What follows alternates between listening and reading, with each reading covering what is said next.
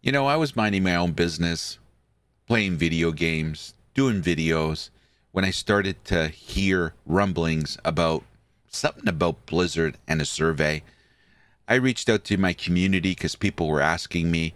So I asked my community, have you heard anything? And someone linked me to Bellular Gaming's video about the survey.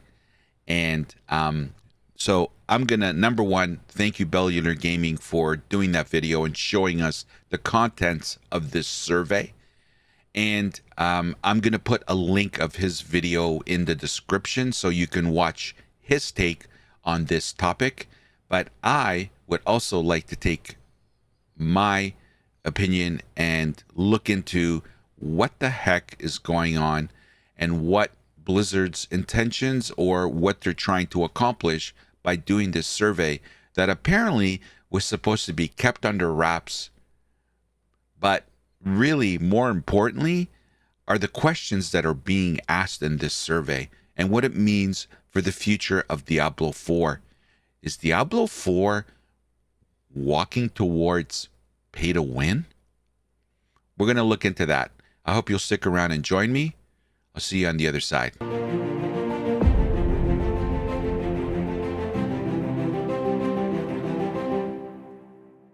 Now, before we look into the survey, I want to stop from you guys from typing already, hey, what's your problem? They're a business. They can do whatever they want. If they want to put these kind of microtransactions in the game and people are willing to pay for it, what's your problem? You're absolutely right.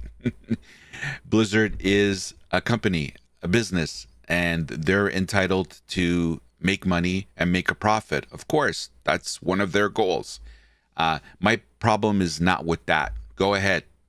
Do whatever you want as far as you're concerned with microtransactions. I would like to debate the timing of this, not the fact that they're trying to put or gauge the room temperature of what they can and can't do vis-a-vis microtransactions. So please remember that as you're watching this video. Let's take a look at this survey that was sent to a selected few. Okay, so as you can see, here's the chart, and this is what was leaked. And as you can see on the top is option A, B, C, and D, ranging anywhere from $50 to $100, depending on which option. And right off the bat, the first thing Blizzard is trying to gauge the room temperature on is what they should charge for the cost of the expansion that's coming in late 2024. And as I told you guys in my video of what the cost of expansion is going to be, here we go. It's going to be anywhere from $50 to $100. So that was the first thing that's on this chart. Then they wanted to find out if people were willing to pay for a hero skin, a cosmetic armor that does not include stats but has 6 variations and one for each class. And they actually, whoever got this survey, was able to click to see examples of these hero skins. And again, I would imagine, I guess the nicer the variation, the more it would cost. So that was the second line item. And then it went into finding out whether the people that were involved in the survey would pay for a new mount type other than a horse. And it could come with additional features such as gaining new cosmetic upgrades for completing in-game achievements. And again, there was examples that the people that were given the survey could take a look at, and they were given the option of a $50 mount, an $80 mount, and a $100 mount. Then there was a couple of questions around platinum, and that's the currency in Diablo 4's cosmetic shop. And they wanted to gauge if people were willing to buy instant platinum, so they would get platinum immediately, and you could use that currency in the Diablo 4's cosmetic shop, and you would instantly get it and you'd be able to use it in the cosmetic shop. And then they also had a question about getting platinum issued to you that would be put in your account with the release of each season to buy your favorite cosmetic items. And once again, when it came to the seasonal platinum, they had actually for both of them, they had click here to see examples. And again, they put amounts in each price point, whether it ranged from 1,000 platinum to 3,000 platinum, and they talked about the value. So they were gauging the willingness for players to play for platinum, for immediate purchase, and also for purchases that would come every season. Then they asked about cosmetic set of wings that players could equip in-game, and it includes visual effects and animations. And again, they had a click here to see examples of. Then, of course, they talked about the Battle Pass and having access to the premium track of the Battle Pass, which comes with more rewards than the free track, and it's included for all players. And they had different versions. So they had a full year, 4 seasons. They had a 1 premium Battle Pass, and they had a full year, 4-season premium Battle Pass. So again, they were trying to gauge how much players would be willing to spend on getting these upgrades with the Battle Pass. Then what was really interesting was this one about early access. They wanted to gauge how much players would be willing to pay to get 4 days of early access to the game prior to launch. Now, it's interesting to see whether or not this is for every season. I would imagine since the game has been launched, this early access, I would imagine, would be 4 days early access, I guess, to every new addition to the game. That could be expansions, that could be seasons, how much they're going to drill down on this. For example, we have the Abattoir of Zir coming in a week or so. I wonder if this was already in place. Would that be applicable to that? Would it be applicable to the winter event that's coming in December? These are things that we will only know in the future.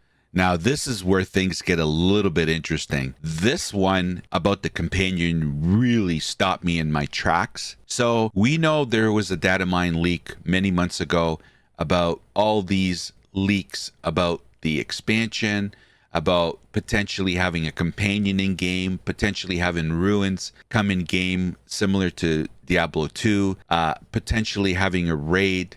Some of the data mine leak that happened months ago has come to fruition.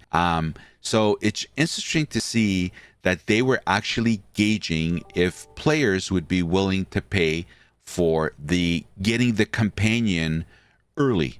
So a non-player companion that accompanies you in-game, providing some conveniences and utilities such as access to your stash or gold pickups. Now, 1 season before launch, they were gauging, hey guys, would you pay for that companion that's coming in December, but you're going to get it 3 months earlier? Very interesting. This one here, we're going to dive into this a little bit because this just adds something to the game that I think is going to, we'll talk about it later. They also go and ask about town portal skins, a new unique appearance and set of animations for your town portal, which we already have small variations of that currently in the game where you can actually change the look of your town portal. Looks like they now want to see and gauge whether we would be interested in buying town portal skins. Then they asked about getting early access to a functional item, and this functional item came in the form of either a legendary aspect or a unique item, and it's about getting early access to a functional item in-game, such as a unique piece of gear or a legendary aspect before it's released during the expansion. So this one's tied to late 2024 expansion and whether we would be willing to pay for early access to either a unique piece of gear or a legendary aspect. And again, all of these have click here to see examples. Then the piece de resistance, they actually had the you-know-whats to ask the question, would you be willing to pay for additional stash space? Extra stash space to hold your loot. 1, 2, and 2 stash space prices. And again, they had click here to see an example. We are going to definitely talk about this later on in the video. Now, I'm not going to talk about the majority of what I just covered because things like getting early access to stuff, things like getting in-game currency, stuff like that is already predominant in video games. So, and really, it doesn't provide any in-game advantage. It really doesn't. So, if people are willing to pay for those kind of things, skins, wings, mounts, that really doesn't impact or give one player that's a whale or pays for things an advantage over a player that doesn't buy that stuff. Okay. It's purely cosmetic. So, you know what? If the consumer wants to pay for it, so be it. That's their choice. They can do whatever they want with their hard earned money. What I want to discuss is the two items in that survey that to me are non-starters, and I'm just shaking my head that it's even being asked. But at the end of this video, we're going to dive into what this survey actually means from my perspective, my opinion. But I want to talk about the companion and being able to get things like they talked about in that survey. And that was that by getting this companion, it would provide access to your stash and gold pickup. Now, let's think about that. Okay. This is where I feel this crosses the line of just cosmetics to in-game advantage. And to me, if we take this word for word, would you pay for a companion that provides access to your stash and picks up your gold? What does that mean in game? Well, let's think about that for a second, okay? Someone that pays for this companion that gives them access to their stash and picks up their gold, and a player that doesn't pay for this companion. Player A doesn't have to go back to town and can continually grind nightmare dungeons, can continue to target farm bosses because they can access their stash and drop loot in their stash, therefore freeing up stash space and continuing to grind another nightmare dungeon, another boss, because they're able to instantly get rid of everything in their inventory and dump it in their stash while they're out grinding. Player B, who is grinding nightmare dungeons or target farming bosses, has to go back to town, dump or trash their stash, and then go back out.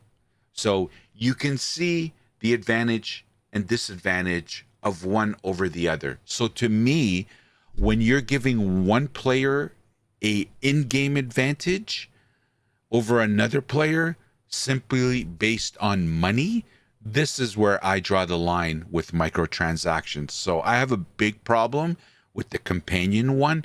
Personally, I don't think any microtransaction that impacts the in-game mechanics and provides one player an advantage over another because of money, this is a non-starter for me. I don't know. Let me know what you guys think. The other thing is paying for extra stash tabs. That one takes me down a different discussion. The fact that they're even asking this question really makes me wonder. They have not learned anything. They really haven't. This game has finally taken a turn, what I think is for the better. The amount of content, everybody's happy with season 2. Content is being added and added and added. It seems like everyone's having much more fun. Like in one of my videos, the towns are more fuller. When you go to a world boss event, it's full again. The servers feel livelier. And now to actually ask, would you be willing to pay for extra stash tabs? This is a quality of life feature that games should inherently have. And you have the guts to ask the question, would you be willing to pay for stash tabs? That's a non-starter. I'm sorry. You should not be paying for quality of life for microtransactions. In theory, microtransactions, like a motherhood statement, microtransactions should be cosmetic. They should not give a player an in-game advantage over another player that doesn't have the resources, the money, or doesn't want to spend their money on what they feel should be in the game. You want to charge for extra stash tabs, so be it. Do it how you're currently doing it. You use in-game gold to add extra stash tabs, not give whales and players that will buy this stuff an advantage over someone that doesn't want to spend their money on what they feel should be in the game. This is really scary that they're actually even asking the question. And it really upsets me that this is such a tone deaf question. I'm sorry. Like, I have to call it what it is. This is tone deaf. And I just don't understand why they can't take all this good faith that's building up and ride that wave.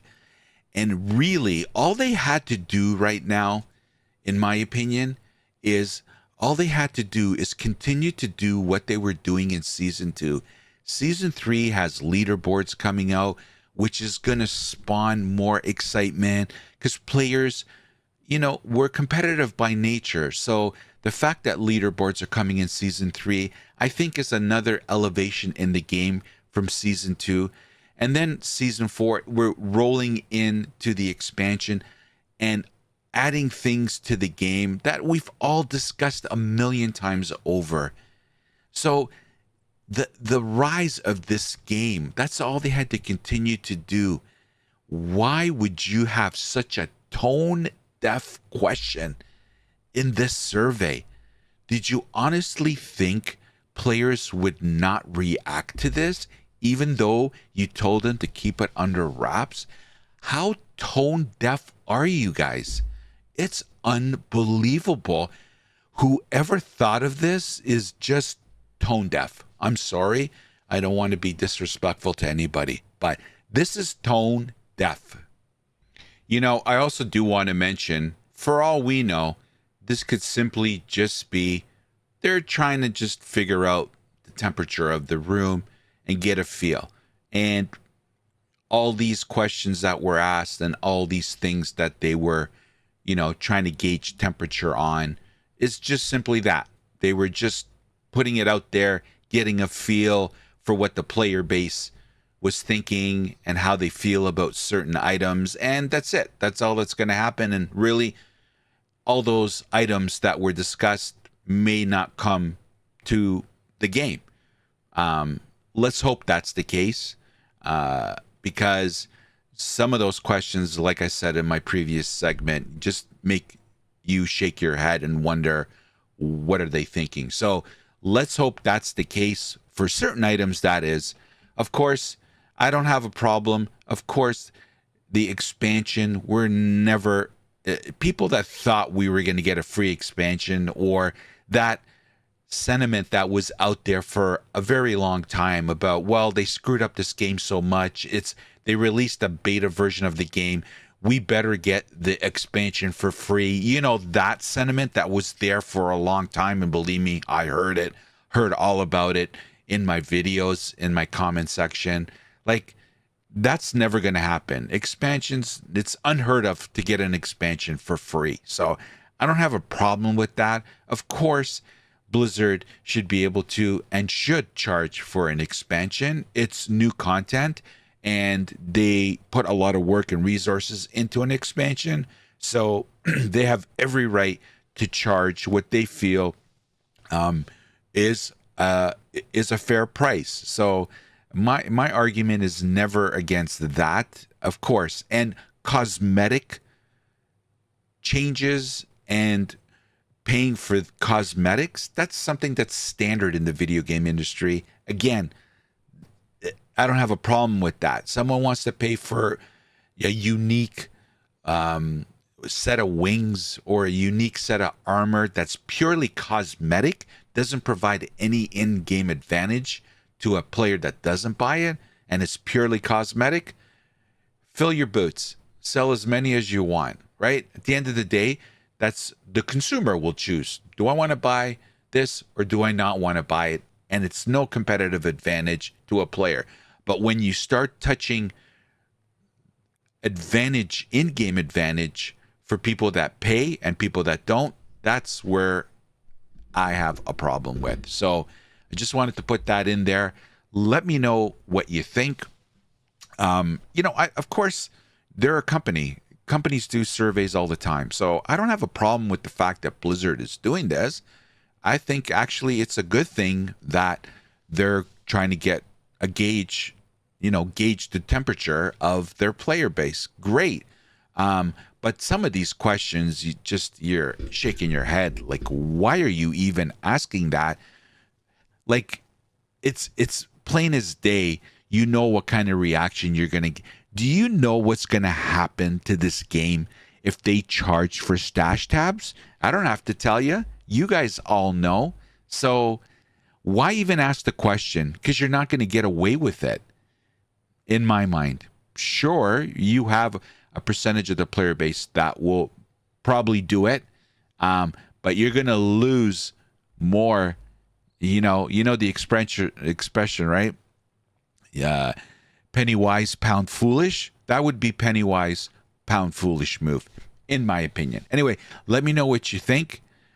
I would love to hear your comments in the comment section.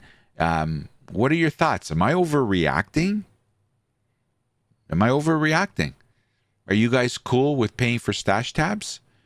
Are you guys cool with someone having a mercenary that picks up gold and gives another player access to their stash while they're out roaming around grinding, therefore being able to level up quicker because you're wasting time in town going through your loot and trashing and stashing it? Let me know your thoughts.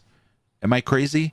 I would love to hear them. We have amazing debates in the comment section of my video, so get in there and provide your feedback. I'd love to hear it. Anyway, that'll do it, everyone. So again, thank you for watching. If you could like, comment, and subscribe, I would really appreciate it. And as always, hope to see you next time. Take care.